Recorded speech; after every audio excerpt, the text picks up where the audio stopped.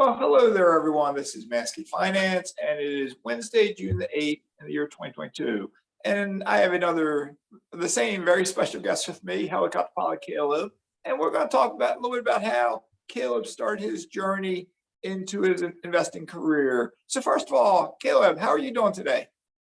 Hey, Mark, I'm doing awesome. Thank you so much for having me back again. Hello, everybody out there in mazske Nation.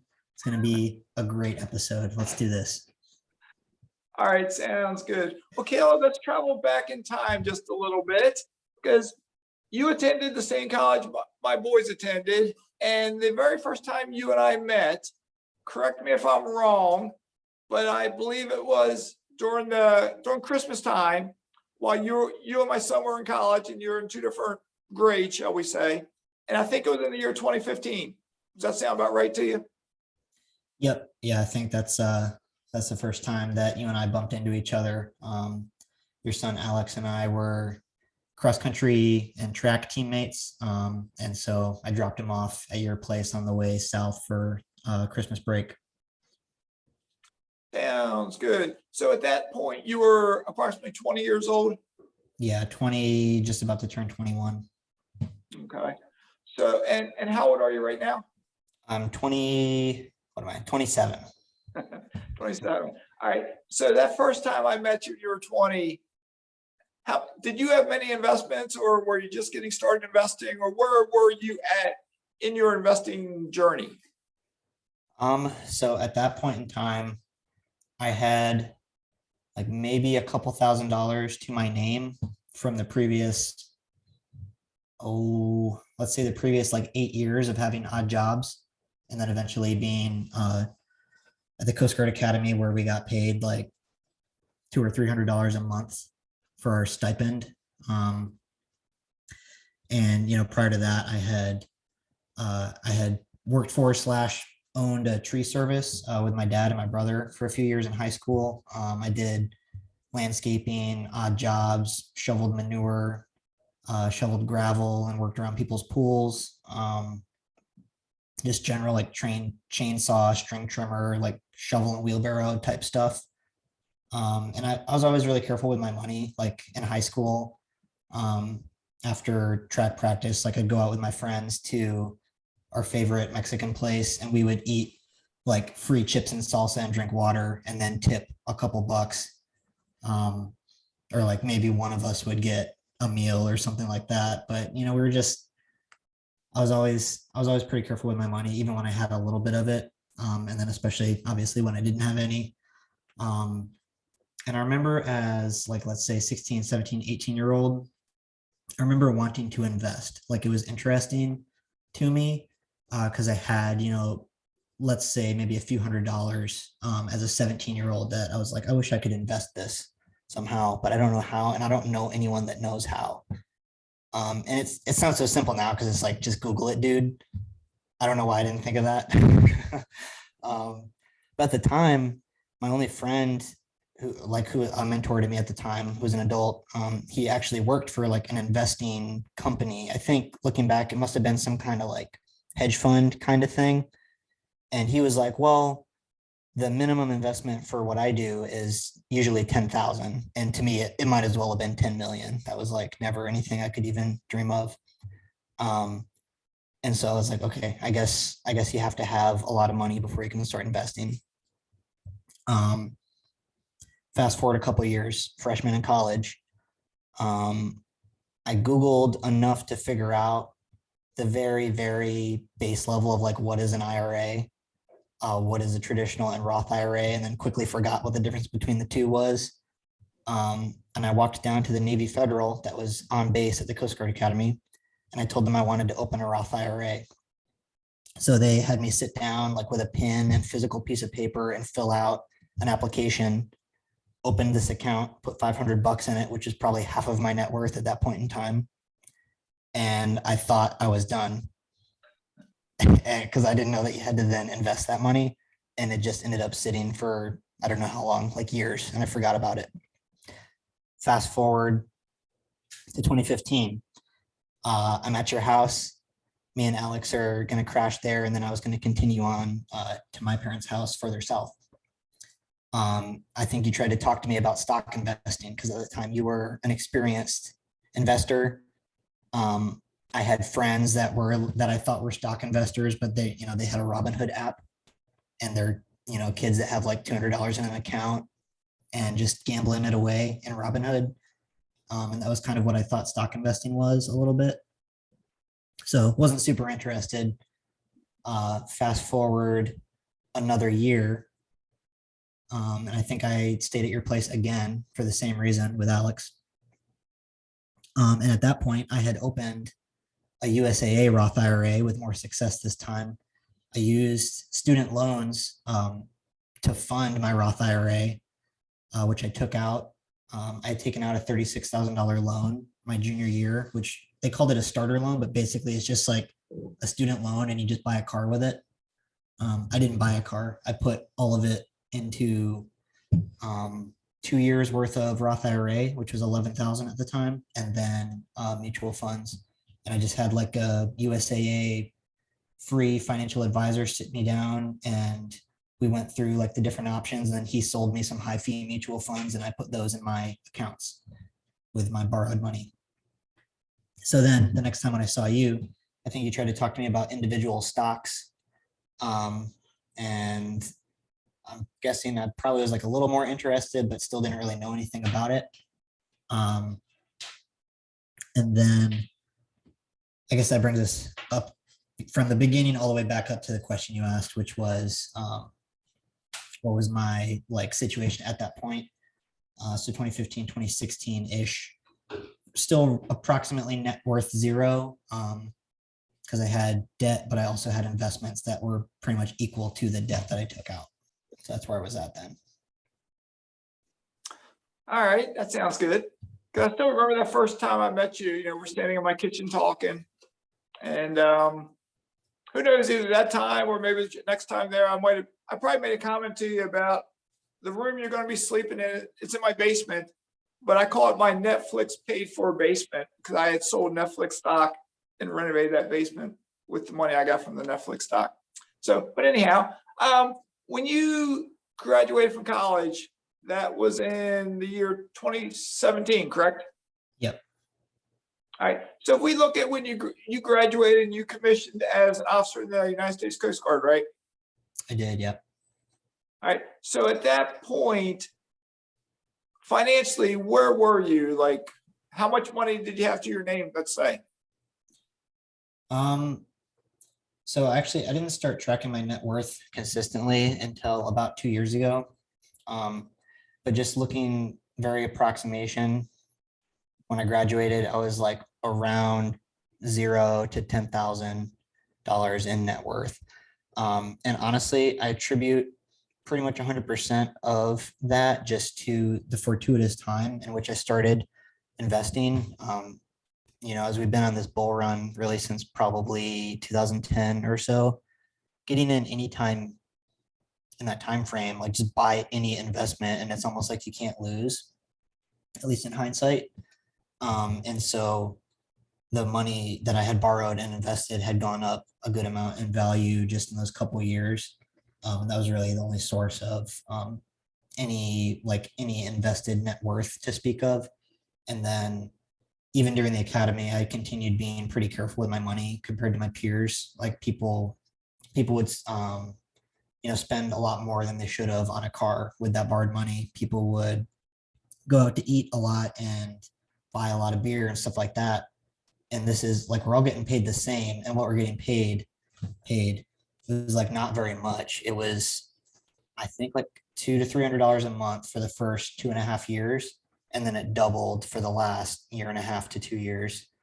So we were getting like, let's say $600 a month towards the end. And that was the big raise that everybody was so stoked about. And they just immediately went out and increased their their food and beer budget by double or more. And a lot of people, their spring break was still getting paid for by their parents. Like I paid for my spring break out of my $300 a month that I had been saving, kind of thing. So I don't know. I remember saying it. I remember literally saying this to my friends at the time, like, hey, if you are smart with a little bit of money now, you'll still be smart with more money when we graduate and get big kid salaries. And if you're not smart with $300, you're not going to be smart with, $4,000. Once we get that, everybody was so excited about instant pay, so excited about instant pay. It's going to be like $4,000 a month. It's amazing. And then they just like blew all of that once they started getting that too. So that was long-winded, but when I graduated, let's say I was probably at $5,000 to $10,000 net worth, and making about $48,000 a year, including flight pay, including housing allowance and all of that. And I was very excited about it because that was like more money than I could imagine at that point in my life. Yeah. All right, that sounds good. And with what you were saying there, kind of at the end, really resonates, I think, with all of society, in that when someone's young, let's say when they graduate college and get that first job, they feel rich because they're making whatever they're making, $4,000 a month, $48,000 a year, but they move into living that lifestyle of whatever their paycheck is. And as they go through life, because I'm older than you are, so I've watched this all these years. As folks get promoted, they get bigger paychecks, they change jobs and get a larger salary, they grow into that paycheck. They get bigger toys. Maybe they get a bigger house, a nicer car, nicer clothes. They grow into it. But yet, if you were to talk to them and say, what do you have to your name? What assets do you own? What investments do you have? The majority of them have very little. They might have a 401k, they might have a TSP, but they have very little. All right. So anyway, when you graduated and were commissioned, you're 22 years old, and right now you're 27. So in 5 years, you went from near zero net worth, 5 to 10,000, to where are you now? Like, kind of briefly, what do you have and where are you and what are you poised to do without going into detail of what you're going to do? So very, very brief snapshot. My wife and I have saved our money, invested in Roth IRAs and TSP accounts, on taxable brokerage accounts, later transitioned into moving some of that into rental properties. We've been very, very frugal, like saving 50% of our income pretty much as a baseline and investing it. And at times I was much higher than that percentage wise. We've been an extremely fortuitous time to be doing that, that was not in my control. That was not something I could know was going to happen. And I don't know if it'll happen for the next person, even if they, were like just as disciplined as me or anything. So I just want to acknowledge that. Luck definitely is a factor, in addition to discipline, education, and choices. And I don't know, just like I just so happened to do what I did at the right time. And so now we're coming up on closing on our 20th rental property. 19 of those are in Indiana. One is in Florida. The majority of those, about 12 or 13, have conventional 10 to 20% down payment conventional loans that are mostly 30-year fixed. 5 of them are seller finance 15-year loans. One of them is a BRRRR that's currently paid off, but I'm about to put a 30-year loan on it. And one of them is owned in my IRA account, and that's paid off. And we're pushing, it's been bouncing around because of market volatility lately, but we're pushing close to $800,000 net worth now. And I don't know, hopefully we'll cross that $1 million mark later this year, or if not, then next year probably. So yeah, I mean, there's a lot farther we want to go, but I'm appreciative of what we've done in a relatively short time, and that we did the right thing at the right time, looking back. Yeah, that sounds good. Sounds good. So in 5 short years, you've done all this. So let's go back now to May of 2017. You graduated, you were commissioned, and what did you do to start on that 5-year journey? Just kind of walk us through it if you can. Sure. So really, I'd say a huge thing that started the whole timer ticking forward to actually be making progress as each month and as each year went by I just happened upon a podcast called Radical Personal Finance. I don't even remember the host name. I just remember that was the name of the podcast. And I haven't listened to it in years, but it was like pretty much like a Dave Ramsey flavored podcast. And I just found it interesting. And so I was listening to a lot of it that summer when I had graduated around the same time. And like, mind you, my level of knowledge at this point was like, I was looking at YouTube videos about what is a Roth IRA. And I found it really interesting, but it was like, I was starting from the beginning. Around the same time, I started reading Bigger Pockets. I got interested in rental properties, following my dad actually suggesting, what if I looked at buying a house for my first duty station? Because I was just looking at like, hey, who can I move in with as a roommate? And get a room in a house for some affordable amount of money. He said, hey, what if you bought a house? And I was like, I don't know, I guess I hadn't thought of that, and I had never thought of it. But my parents at that point had owned a few of their own rental properties, and so my dad was like pretty smart with how to work on them and how to look at them and stuff. And so I spent my spring break, my senior year prior to graduating, down in Pensacola looking at houses with my dad. And then fast forward a few months, ended up putting in a few offers, ended up getting one, which was a 3-bed, 2-bath for $84,000 that was newly flipped by somebody. So like didn't really need anything. It was good to go. Bought that with a VA loan, put zero down payment, rolled some of the closing costs into the loan. So I think I had to pay maybe like $3,000 out of pocket. And then the mortgage payment was $575 out of my housing allowance of $1,200. So most of my friends were spending, $1,000 to $1,200 on an apartment. I was spending like maybe $700 to $800, including utilities, on mine. And building a little bit of equity every month. But then I was like, that's too expensive. I got to do something about this. So I looked up Airbnb. I just sat in my living room on my computer, the same one I'm talking to you now on, actually. This is 5 years ago. I was sitting in my living room, looked at Airbnb, and I was like, I'm going to make a listing for one of my extra bedrooms. So I did. It took me an hour. And probably like a week later, I had my first guest. I charged them $17. I thought it was amazing. I just made $17. Did that a few times.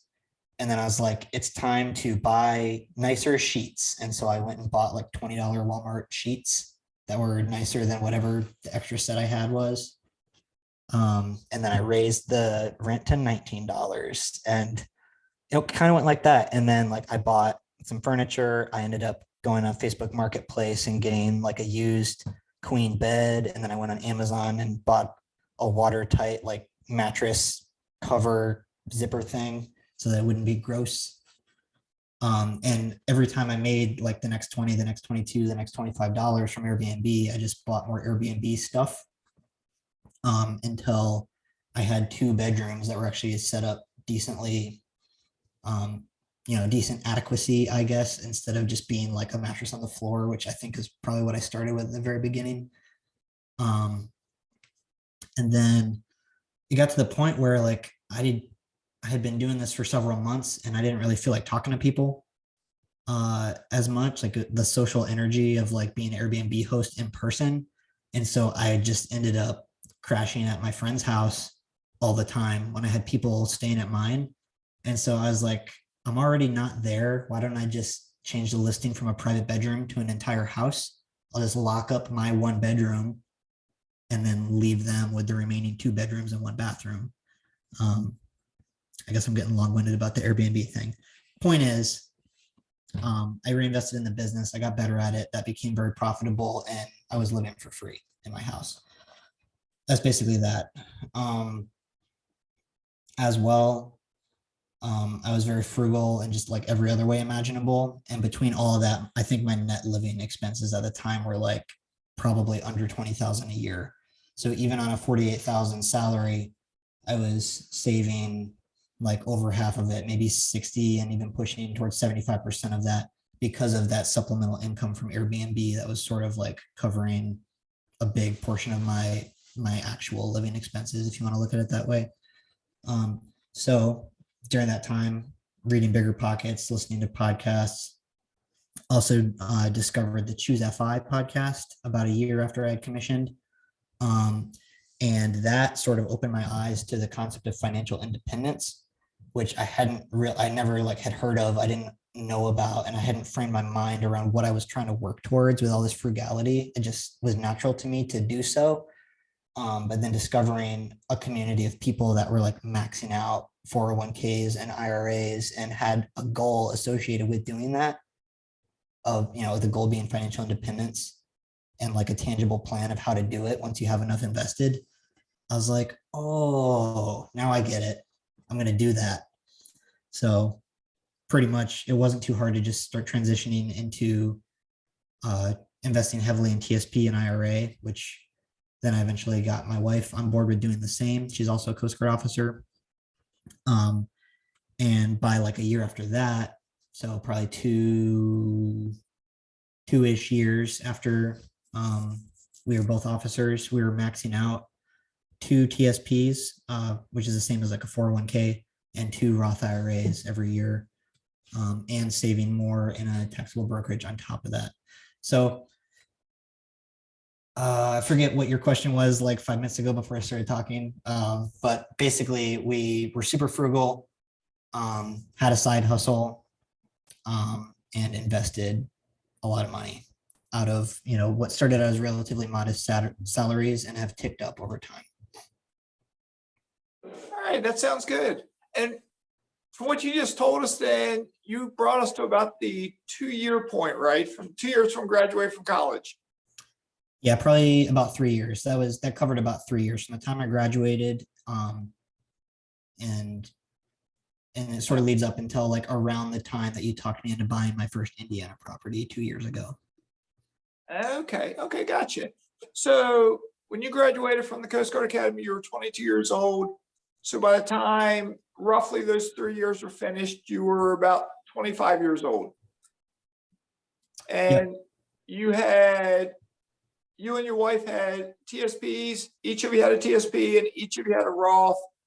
And you had your one house you had bought that was still an Airbnb at that point? So I converted it to a regular like 12-month lease rental when I left Pensacola. That was in January of 2020. So that was at about the 2.5-year point, about 6 months before I started buying other rental properties. Okay. All right. Well, I think we're getting close to wrapping up this episode, but if you can remember or recall this, say around that 3-year point, what do you think your net worth was at that point, just roughly? So I did have that pulled up, and I do have that data. It was right around $230,000 right at the 3-year point. That was between my wife and I combined, all of our retirement accounts and accounting for some student loans that we both still had at the time. Okay. All right. So that's pretty good. So basically, as a young man, you graduated from college, you got married at a young age. You were in flight school, but within 3 years, you built up a net worth of several $100,000. And at that point, you were poised to go on your real estate journey, which in 2 short years exploded you to where you are right now. Did I summarize that correctly? Yep. Yeah, definitely. So I guess I hadn't even like thought about that, I guess, but looks like we went from 230 to we're about like 780 right now, in 2 years. Yeah. And I mean, really that's because of leveraging everything we could into real estate, which was just on an upward tear, during the past 2 years with everything that's been going on in the world. For whatever reason, every piece of real estate pretty much everywhere has just like gotten so much more expensive. So it was a good time to own a bunch of that you didn't put much out of pocket to like gain control of it, but you get to keep 100% of the appreciation on it. And that's sort of how that big net worth increase came about in such a short time. All right. Yeah, it sounds good. That's one thing you mentioned at some point in this. You said the word luck. And sometimes with investing, there is luck, in regards to what period of time you're living in. If we go back to the 50s, 60s, 70s, 80s, 90s, 2000s, if you're a young person during these different decades, all of us would have had different experiences, and we may have been a teenager or a young person during a recession or during the Great Recession or during the beginning of the bull market. But we're all different. We're all different ages. We all experience at the same time, we experience the same thing, but we experience it differently. You and I are both in Florida. I'm on one side of the state, you're on the other side of the state. You're in your kind of in your late 20s right now. I'm sort of in my mid 50s. We live different lives, we experience different things, but we're on the same trajectory in regards to our portfolios. Both of us are similar in the fact that both of us have grown from a smaller amount to a much larger amount during the same general time period. So all right. Well, anyway, I think with this, Kayla, we'll probably wrap this up. We'll save the 2-year journey of going from one Airbnb, one rental to what is now almost 20. We'll save that for a future episode where you can kind of dig deep, do a deep dive into those, how you got those rentals. All right. Does that sound good? Sounds good. Thanks for having me on. All right. Thank you, Kayla. All right, everyone. Well, thanks for watching. Hopefully you tuned in and enjoyed all of this because it was a great episode. Kayla put out a lot of information during this, so feel free to, in the old days, we would say rewind it, watch it again, or just if you're using your phone, click back and watch it again. So with that being said, thanks again, Caleb, and thanks for watching, audience, and Mazske Finance is signing out.